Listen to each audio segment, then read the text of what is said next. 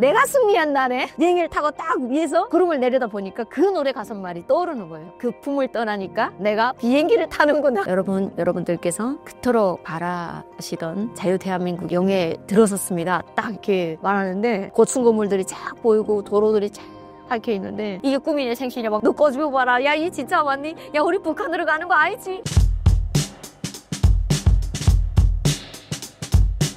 신사임당 구독자 여러분 안녕하십니까? 대한민국에서 21년차 자유를 만끽하면서 행복하게 살아가고 있는 탈북방송인 유현주 인사 올리겠습니다. 반갑습니다. 탈북을 결심하게 된 계기는 무엇인가요? 제가 살던 지역은 함경북도이고요. 두만강 끼고 있는 국경 지역입니다. 그 국경을 통해서 밀수로 들어오는 한국 비디오물들을 2000년대 초반부터 접하기 시작했고 그때 제 나이가 20대 초반이었거든요. 교육을 통해서 항상 남조선은 헐벗고 굶주리고 거지들이 득실거리고 상위 0.1%의 자본가들만 잘 살고 그 나머지 사람들은 정말 죽지 못해 살아가는 사람들이다. 이렇게 배워왔고 그 세뇌 교육이 얼마나 효과가 좋았는지 저같이 나름 그래도 깨어있다고 하는 사람임에도 불구하고 그거를 찰떡같이 믿었던 것 같아요. 그랬는데 중국을 통해서 들어오는 비디오물들 속에는 남한 드라마, 영화, 그 다음에 뭐 가요 무대 이런 것들을 보게 되면서 화면 속에 펼쳐지는 모습이지만 그것만으로도 저 나라가 잘 사는지 못 사는지가 보이잖아요. 어느 정도는. 완벽하게 다 알 수는 없지만 내가 상상했던 남한이 아닌 거예요. 사람들이 다 때깔들이 좋고 기름지고 북한에서는 일명 개기름이라고 하죠. 당간부들에게서만 보이는 그 개기름과 피부들이 다 우유빛깔인 거예요. 그리고 아줌마, 아저씨들이 다 이렇게 표정들이 되게 환하고 뭔가 그늘이 없어 보이는 거예요. 그런 것들을 보면서 그 나라 사람들이 못 먹고 못 살면 그냥 까칠하고 그냥 막 시들어 있어야 되는데 되게 밝은 모습에 놀랬고 그러다가 드라마를 처음에 제가 봤던 것들은 가요 무대를 제일 먼저 봤어요. 그러니까 그 가요 무대가 제가 지금 와서 보니까 노래 자랑에서 가수들이 이렇게 몇 명씩 나가잖아요. 그걸 편집한 영상들이었어요. 그러니까 노래 자랑이다 보니까 거기서 막 관객들이 즐기고 막 이런 것들이었던 거예요. 그래서 너무 자유롭다, 자유분방하다. 그러다가 드라마를 보게 된 거예요. 드라마를 보니까 내가 봤던 가요 무대가 잘못된 게 아니구나. 저 사람들이 일상들이 영화가 되고 드라마가 되는구나 보게 된 거예요. 그래서 드라마 속에 펼쳐지는 모습들이 북한 사람들이 그토록 바라보던 쌀밥에 고기국을 먹는 지상낙원이 그대로 녹아 있는 거예요. 밥상에 그냥 기본적으로 가난한 집이라고 합니다. 드라마에서 부자들만 나오나요? 아니거든요. 정말 가난하고 일자리 못 찾아가지고 식당에 들어갔다 그릇도 깨가지고 쫓겨나고 막 이런 모습들이 보인단 말이에요. 그럼에도 불구하고 다 쌀밥을 먹어요. 그리고 뭐 혼자서 자취하는 자녀와 부모 간의 통화를 들어보게 되면 더 웃긴 게 뭔지 아세요? 왜 라면만 먹어? 라면이 얼마나 맛있고 비싼데 저 사람들 얼마나 배때기가 부르면 라면을 먹는다고 그래. 너무 충격인 거예요. 그리고 거기서 사랑하는 연인들이 막 연애를 하다가 헤어지게 되면 또 둘 중에 한 사람은 몰이 잠깐 시키고 온다면서 가는 곳이 어디예요? 캐리어 끌고 해외를 나가요. 그리고 몇 년 뒤 다시 나타날 때는 선글라스를 뒤집어 쓰고 나타나는 거예요. 근데 거기서 저희는 뭘 봤냐면 일반인들이 비행기를 탈 수 있구나. 일반인들이 해외를 나갈 수 있구나. 분명히 그 해외를 나가는 사람은 뭐 재벌 이제 아니었거든요. 너무나도 평범한 일반 시민이었어요. 남자친구하고 혹은 여자친구랑 실연을 겪고 잠깐 뭐 공부하러 나간다 어쩐다. 일반인이 평범한 일반인인 거예요. 그렇구나. 그러고 봤더니 그냥 누구나 그냥 뭐 잠깐 뭐 어디 갔다 올게 하면 바닷가 나가서 바다에 가서 아무개야 뭐 이러고 소리 지르고 울고 이러고 나오더라고요. 북한에서는 옆 동네 가는 것도 그 절차가 되게 복잡한데 저기서는 뭐 단속하는 것도 안 나오고 우리랑 다르구나. 남한 실상을 드라마를 통해서 하나하나 알아가면 알아갈수록 뭐가 보였을까요? 제가 보이더라고요. 내가 어떤 세상에서 살고 있는지를 너무나도 확실하게 보이는 거예요. 세상에 나만 이 세상에 존재한다면 저는 제가 어떤 사람인지 몰랐을 것 같아요. 많은 계중의 사람들이 살면서 그 사람들하고 비교를 하면서 나는 어떤 위치에서 나는 어떤 사람이구나를 판단할 수 있잖아요. 근데 판단하는 자체가 없으면 저는 내가 어떤 사람인지 모르잖아요. 내가 어떤 세상에서 살고 있는지 모르잖아요. 근데 나랑 다른 세상인데 나랑 똑같은 말을 해요. 그 사람들이 너무 다른 세상에서 사니까 제가 살고 있는 북한 사회가 보이기 시작하는 거예요. 나는 이렇게 사는 게 자유인 줄 알았어요. 이렇게 사는 것을 온 세상 사람들이 부러워하고 있다고 해서 저는 믿었어요. 장군님 교시의 행복한 내 나라 온 세상 사람들이 부러워하고 있노라. 정말 부러워하는 줄 알았거든요. 간혹 가다가 또 외국인들 있잖아요. 뭐 방글라데시니 뭐 이런 사람들이 막 그 김부자들 찬양하고 뭐 이런 멘트를 하는 거를 기록 편집물로 보여줘요. 그러면 외국 사람들이 정말 우리를 부러워하는구나.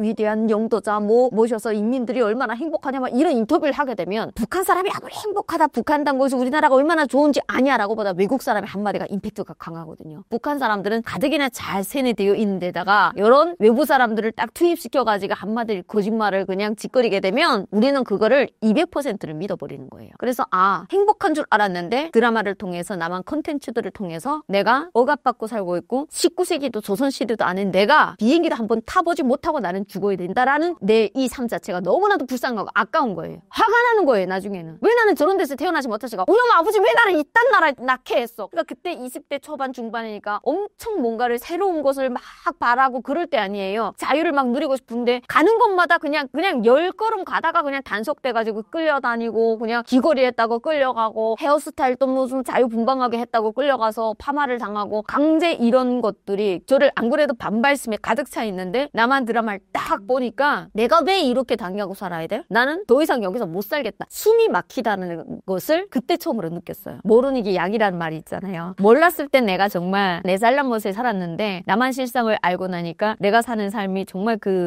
상대적 박탈감이 드는 거예요. 똑같은 20대인데 저 남한 사람들은 눈만 찢어지면 연애를 하는데 우리 왜 눈만 찢어지게 되면 돌덩이를 마대자리를 둘러매고 장군님 만세 결사옹이하고 이러고 살아야 되냐. 너무 짜증나지 않아요? 한 20대면 연애에 빠지고 막 이럴 때인데 이건 장군님 하고 울어야 되는 이 상황이 내 자신이 너무나도 초라하고 가엾은 거예요. 그래서 먼 훗날에 늙은 할머니가 됐을 때 시도조차 해보지 못한 젊은 시절의 나를 엄청나게 착망할 것 같은 거예요. 이래도 후회하고 저래도 후회한다게 되면 시도라도 해보고 후회하자. 알고 나니까 거기서 사는 삶이 의미가 없는 거예요. 100살을 살던 150살을 살던 절이 싫으면 스님이 떠나란 말이 있잖아요. 그 체제가 싫어지니까 그 체제가 싫으면 우리 대한민국 그렇잖아요. 독재가 싫어서 다 함께 손잡고 일어나서 그 투쟁하고 싸워서 오늘의 자유민주주의를 만들었지만 북한에서는 절저하게 그런 상상조차 못하는 거잖아요. 그 체제를 바꿀 수 있다라는 거를 어려서부터 학습이 잘 돼 있죠. 그 체제에 대해서 불만의 목소리만 내도 3대가 아웃되고 멸족당하는 거를 공개 처형하는 것을 어려서부터 잘 봐왔기 때문에 아무리 이상하다고 해도 그 체제를 바꿀 수 있는 힘은 너에게도 나에게도 없다라는 걸 너무나도 잘 알고 있기 때문에 그 체제를 떠나는 것이 어쩌면 그 체제에 대한 그 사회에 대한 반항이었던 것 같아요. 탈북 후 비행기에서 본 한국의 모습과 공항 도착 후의 기억은 무엇인가요? 저는 좀 특별한 케이스로 468명이 집단 입국을 할 때 왔거든요. 원래는 그냥 중국에 가자마자 비행기 타는 줄 알았는데 또 중국에서는 바로 한국으로 오기가 어려우니까 동남아를 거쳐서 가야 된다 해서 동남아 가면 또 비행기 바로 타겠지 하고 갔더니 이게 웬일입니까? 저처럼 남한에 가려고 줄 서서 대기하고 있는 사람들이 빠글빠글한 거예요. 거기서 숨이 꼭 막혔어요. 왜냐하면 그 온도가 또 적응이 안 되는 거예요. 저는 3월 달이면 함경도 쪽에는 추운 겨울이거든요. 바로 탈북하자마자 열흘 만에 베트남 호치민까지 갔는데 중국이라는 그 대륙을 건너서 가는 게 쉬지 않고 계속 간 게 열흘 만에 베트남에 도착했어요. 갔는데 거기에는 막 영상 40도. 나는 그 숨 막히는 곳에서 언제면 출발하냐고 봤더니 저처럼 와서 줄 서서 대기하다 보니까 한 7개월, 8개월 된 사람들이 빠글빠글한 거예요. 한 공간에. 근데 이런 공간들이 4-5개가 있다는 거예요. 그러니까 제 차례가 되려면 한 1년은 넘게 기다려야 된다. 그래서 막 거기 사람들이 기다리다 보니까 바깥에 못 나가고 하다 보니까 조금 힘들어하고 스트레스도 받고 막 이런 여러 가지 문제가 있었어요. 또 베트남 당국에 저희가 모두가 또 적발이 되기도 했고 그래서 뭐 본국으로 돌려보내라 또 아니면 자기 나라 오기 전 국가로 보내라 말하는 이런 경찰들이 막 찾아오고 하다 보니까 저희는 엄청나게 위험을 느꼈었거든요. 근데 다행스럽게도 베트남 정부하고 대한민국 정부가 협상을 한 것 같아요. 인도적인 차원에서 도와줘야지 너희가 이 사람들을 다시 돌려보내면 그 사람들은 죽음밖에 없다. 그러니까 베트남에서도 오케이 해서 2대의 전세기를 띄워서 468명이 그 당시에 호치민에 있던 탈북민 전원이 비행기를 타고 대한민국에 입국을 하게 됐죠. 그래서 비행기를 탄 날이 공교롭게도 2004년 7월 27일이에요. 27일이 무슨 날인지 혹시 아십니까? 종전협정일이죠. 대한민국에서는. 그런데 북한에서는 종전협정일이 아니에요. 전쟁 승리의 기념의 날이에요. 그래서 노래대에서 727 우리의 727 승리의 727 그러니까 미군의 거대한 컷대를 꺾어버린 우리가 승리한 날이다라고 구라를 쳐요. 북한 사람도 믿는 거예요. 전쟁도 미국과 그 앞잡이 남조선 괴뢰가 저들어온 걸로 가르쳤기 때문에 그런데 그들이 다시는 전쟁 안 일으키다 이렇게 항복서에 도장을 찍었다고 이렇게 가르쳤으니까 우리는 그걸 믿는 거예요. 그런데 그 비행기를 딱 타고 비행기가 뜨는데 난 승리했다라는 생각이 드는 거예요. 그래 하필이면 7월 27일이야. 내가 그토록 바라던 너네가 그렇게 나를 못 가게 못 살게 굴던 너의 나라를 떠나서 내가 그처럼 꿈에도 그리던 대한민국행 비행기를 탔어. 나는 승리했다. 그런 자부심과 정말 그 뭐라고 표현할 수 없는 그 감격에 차 있었어요. 그런데다 또 노래 구절이 생각이 나는 게 그러니까 저는 난생 처음 비행기라는 것은 텔레비에서만 보고 그림책에서만 봤는데 제가 비행기를 딱 탔을 때 어떤 느낌이냐면 북한의 하면 음악이라고 하는데 우리 여기서 말하면 뮤직비디오예요. 중간중간에 우리는 CF가 나오잖아요. 드라마 들어가기 전에 북한은 뭐 재밌는 드라마 있다 하게 되면 그 앞에 딱 하면 음악들이 많이 나와요.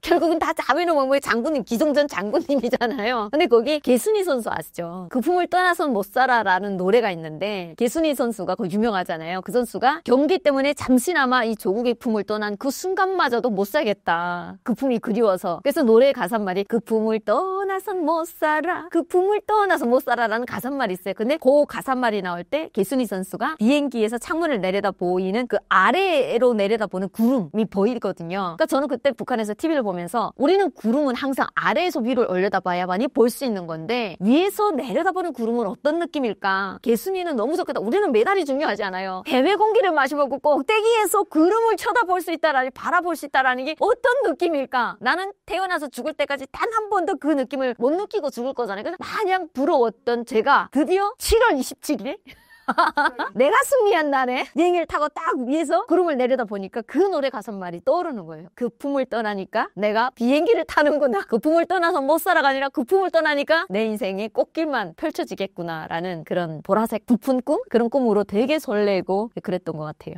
남한에 처음 도착했을 때 분위기는 어땠나요? 우리는 좀 조용히 온 게 아니라 극비리에 저희 신변적인 그런 것도 있고 하니까 베트남에 요청도 있었고 북한이 알면 안 되니까 극비리에 조용히 이렇게 데려가달라 해서 오케이 해서 저희는 진짜 베트남 현지 새벽 3시인가에 출발했어요. 현지 경찰들이 에스코트 속에 극비리에 움직였거든요. 그래서 대한민국에 조용히 이렇게 들어갈 줄 알았는데 야 대한민국 비밀이 없더라고요. 우리가 온다는 걸 이미 알고 기자들이 저기서 기다리고 있더라고요. 그래서 방송이 나오는 거예요. 여러분들께서 그토록 바라시던 대한민국에 입국하신 것을 열렬히 환영합니다. 그리고 지금부터 호명하는 순서대로 일어서셔서 저쪽 멀리 원래는 그 객찰구로 이렇게 해서 우리가 통과해서 나갔어야 되는데 기자들이 지금 다 이렇게 진을 치고 있어서 저 사람들은 무자비하게 얼굴 다 찍어서 나가니까 여러분들 다 북한에 가족들이 있으시지 않냐. 그러니까 저희 가족들 그 신변까지 걱정하셔가지고 저희를 배려하신 거예요. 그래서 아예 할주로 쪽으로 버스가 들어온 거예요. 그래서 거기서 비행기에서 내리자마자 바로 버스를 타고 국정원으로 조사받으러 들어가게 됐죠. 되게 조용히 들어왔었어요. 근데 제가 제일 그때 비행기 탔을 때 한 4-5시간 정도 왔던 것 같아요. 베트남에서. 아마 그 방송에서 나왔던 건 아마 기장이셨던 것 같아요.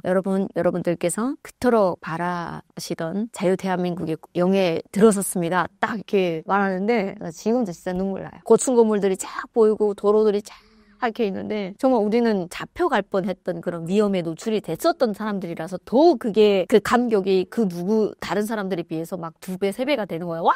우리가 진짜 이게 꿈이냐 생시냐 막 이게 다 그 비행기 안에 탈북민들이가 너 꺼집어 봐라. 야 이 진짜 왔니? 야 우리 북한으로 가는 거 알지? 이게 야 니 눈깔 있으면 내내다 봐라. 북한 어디 이렇게 고층 건물이 몇 개나 있니? 이러면서 정말 국가적인 차원에서 저희들을 정말 그 신변 안전에 최대한으로 신경 써주시고 대한민국에 딱 공항에 도착했는데 도착하고 그다음에 고속도로였던 것 같아요. 우리 옆은 보지 못했어요. 왜냐면 기자들이 따라붙어가지고 카메라를 오픈카를 다 동원시켜가지고 뭐 이렇게 해서 커튼을 닫히고 창을 내다보지 마십시오. 이렇게 국정원 선생님이 이렇게 말씀하세요. 그래서 주의사항을 말씀해 주시고 호명하는 순서대로 이렇게 저 버스 번호 뭐 몇 번에 번호 타시면 됩니다. 이렇게 알려주시거든요. 근데 그때 정말 드디어 대한민국에 왔구나라를 실감하는 게 국정원 선생님들이 양복 딱 입으시고 까만 선글라스를 딱 끼시고 그리고 목소리도 되게 드라마에서 들었던 그런 부드러운 목소리. 북한 좀 말투나 어투가 좀 딱딱하잖아요. 야 그랬습니까? 뭐 이러자는데 그러셨어요? 이렇게 되게 부드러우세요. 그런데 거기에다가 유현주 뭐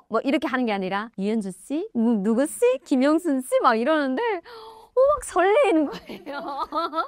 내가 남한에 왔구나를 그때 한번 실감을 새롭게 했던 것 같아요. 그래서 기쁜 마음으로 내려서 버스를 타고 이렇게 앞만 보다 보니까 버스 이렇게 그 통로 쪽에 앉으면 도로가 보이잖아요. 도로가 보이는데 차는 그냥 앞으로 막 고속도로니까 막 이렇게 쫙 가는데 도로가 얼마나 깨끗한지 찰떡을 그불러도 먹을 수 있을 정도로 깨끗하더라고요. 도로 하나만 봐도 얼마나 발전됐는지 알 수 있잖아요. 이렇게 발전될 때까지 우리는 사방번 떠보지 못했는데 우리 신변 안전 부터 걱정하셔서 이렇게 국가가 나서서 베트남을 설득을 시키고 또 저희들을 위해서 그 귀한 2대의 전 세계를 띄워주시고 이렇게 안전하게 이렇게 국정원으로 들어갈 수 있도록 이렇게 보호를 조치를 해주는데 또 눈물이 나는 거예요. 너무 감사하다. 그게 정말 좋았어요. 그러니까 저는 그때 그 상황을 정말 시간이 꽤 지났음에도 불구하고 눈물이 좀 나고 한 게 제가 남한에서의 삶이 불행했다게 되면 그 순간마저도 정말 저주스럽겠죠. 그래서 남한에서 사는 삶이 너무 행복하고 감사하고 정말 대한민국이라는 나라는 이 자유민주주의는 목숨 걸 가치가 있다 이런 생각이 들거든요. 그래서 저는 만약에 북한에 있어서 두 번 다시 21년 전으로 가서 정말 그 위험 무릅쓰고 정말